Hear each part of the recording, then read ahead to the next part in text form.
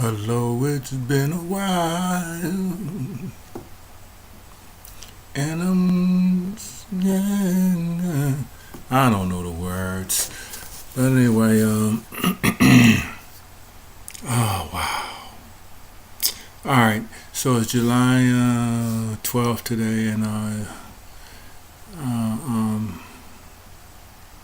two chemos in, and they've had a horrible effect on me. Really tired, really weak. I mean, way beyond anything I've experienced before, probably due to the surgery and the cumulative effect it's had on weakening my body. I've been, just keep very nauseous, very, very weak. And the added twist is that it caused the chemo, that is, and all the chemicals involved and the steroids to follow, has caused my blood sugar to skyrocket up to 500, nearly, making me diabetic. Situationally diabetic, I'm choosing to say. And my A1C at 11.6, and those numbers, aren't good. So obviously I gotta get my blood sugar down, but because of that, I'm additionally tired and weak, and I sympathize with people who are diabetic because if this is what you go through, it's terrible. The weakness is horrible. Just want to stay. It just strains you. So now I have to take insulin for at least for 3 days to try to get this under control, get it under at least 200, and then after that I'll probably have to take pills. So it's, complications, I think, is what they call it when one medical condition treatment of causes additional problems. So it's been very, very tough, very weak. Right now I'm very weak. I've also lost about 25 pounds. So I went from my walking 250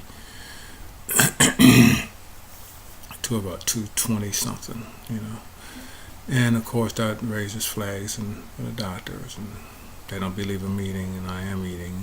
I'm not eating voraciously, and probably as much as I should, but I am eating. So that's where things stand health-wise. Still waiting on a response from disability, and waiting on that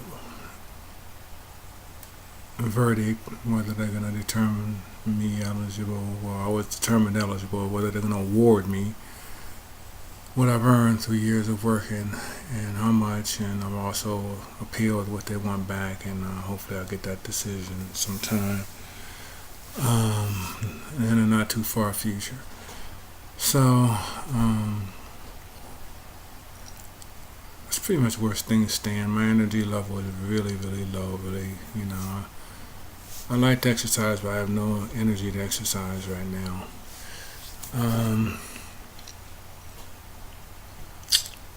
I don't, doctors, they don't really know next steps. They don't know what to expect. But my hope, of course, is that things could just get better. Tomorrow I'm supposed to go get scanned again, and hopefully that scan won't reveal any spread of the disease. And then I go to the beach for a week and hopefully enjoy that, and come back to hopefully some good news from disability, and just try to enjoy myself with my son and wife at the beach. And I take my hat off to my wife, who's handling things very well, and exercise and trying to take care of herself. I know it's not easy on her, and so I pray that for her stability and strength. And grateful for my son doing as well as he's doing, enjoying his summer camp and activities and swimming every day and going to museums and field trips and things of that sort, you know. I was enjoying the World Cup, but none of my teams made it to the quarterfinals, so. But I'm enjoying Wimbledon, and hopefully Serena will win her 8th Wimbledon title or whatever it is. And other than that, just doing what I can as I can, you know.